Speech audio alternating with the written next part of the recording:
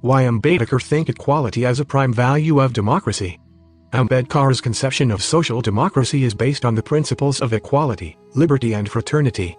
The idea of equality is a fundamental value of democratic life. In Ambedkar's view, liberty and fraternity are derived from equality. He holds that where equality is denied, everything else may be taken to be denied. In other words, equality presupposes democracy. According to Ambedkar, democracy is another name of equality. Parliamentary democracy developed a passion for liberty.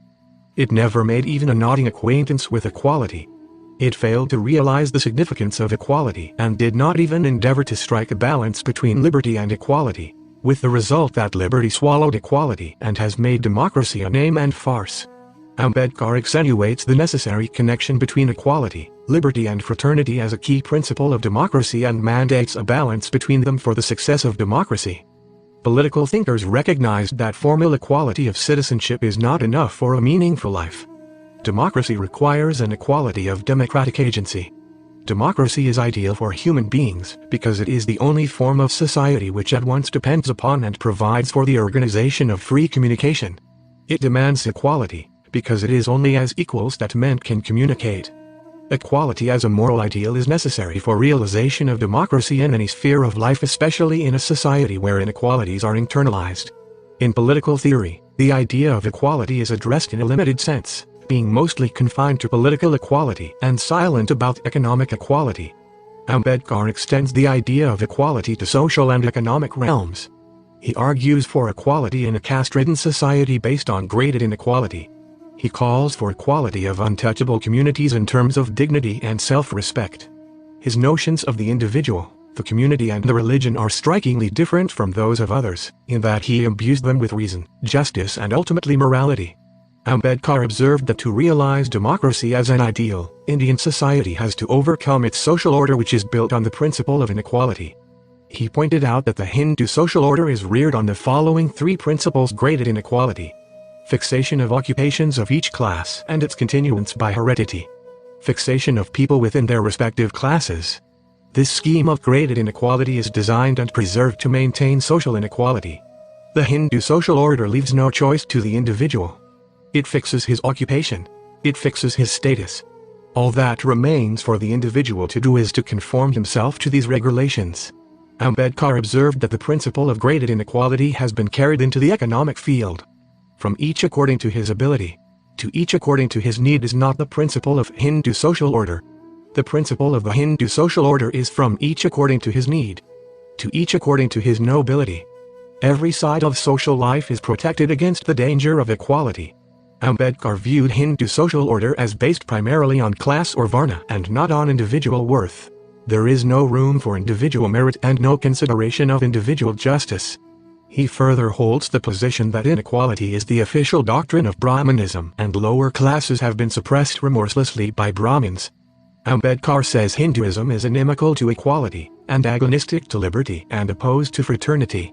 In the words of Ambedkar, justice has always evoked ideas of equality, of proportion of compensation. Equity signifies equality. Rules and regulations, right and righteousness are concerned with equality in value.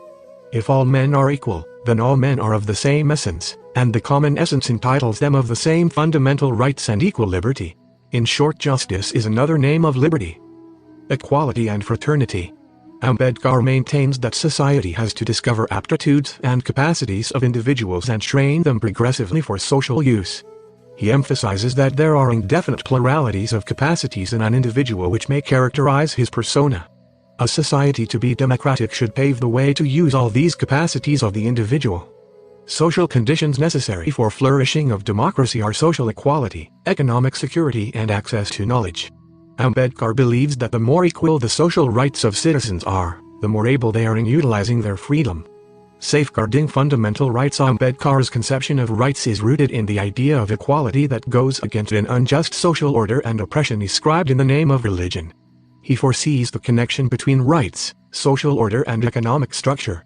He believes that the rights promised must be accessible to all citizens in everyday life. He envisages fundamental rights for all the citizens in a liberal democratic framework. At the same time, he emphasizes safeguarding the rights of the weak and the vulnerable against the majoritarian and dominant social groups. On the one hand, he upholds the rights of the citizens in relation to state, on the other he upholds moral conscience against law. He mediates between the rights of the individual and those of the groups, the state and the society, in egalitarian and ethical terms. The object of enacting fundamental rights is to protect the liberty of the individual from invasion by other individuals. The connection between individual liberty and the shape and form of the economic structure of society may not be apparent to everyone.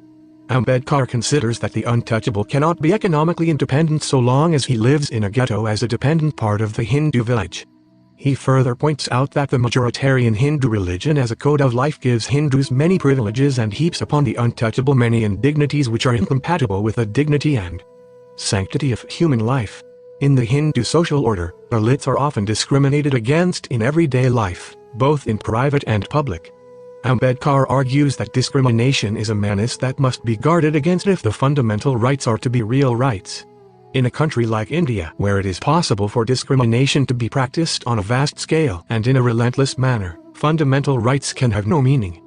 Unequal treatment has been the inescapable fate of the untouchables in India. In this backdrop, Ambedkar puts emphasis on recognition of differences.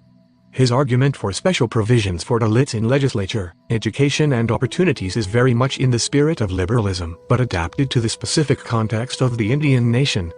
He articulated Dalit rights in the name of rights for untouchables, depressed classes, scheduled castes and tribes in a given historical context. Along with fundamental rights applicable to all citizens, he proposed benefit of various provisions for the protection of minorities and in addition special safeguards for scheduled castes Dalits. Ambedkar considers Dalit rights as minority rights against the majoritarian Hindu society. He differentiates between social and religious minorities. Dalits are viewed as social minority and Muslims, Sikhs, Christians and others are viewed as religious minorities. He pleaded for special provisions and protection of religious minorities because of the economic and educational backwardness of these communities rather than on the grounds of religion. He viewed Dalit rights as group-specific rights for dignity, self-respect and development in all fields of life, for realization of a fuller human being. He further maintains that state, instead of being neutral, has to play an interventionist role to protect the rights of Dalits. The depressed classes must be made free citizens entitled to all the rights of citizenship in common with other citizens of the state. He also felt the need to extend the rights to many other minority communities that are suffering from similar treatment at the hands of the majority community. It is therefore necessary to have such a provision to ensure that all citizens shall have equal benefit of laws, rules and regulations. Ambedkar believed that rights are real if they are accompanied by remedies.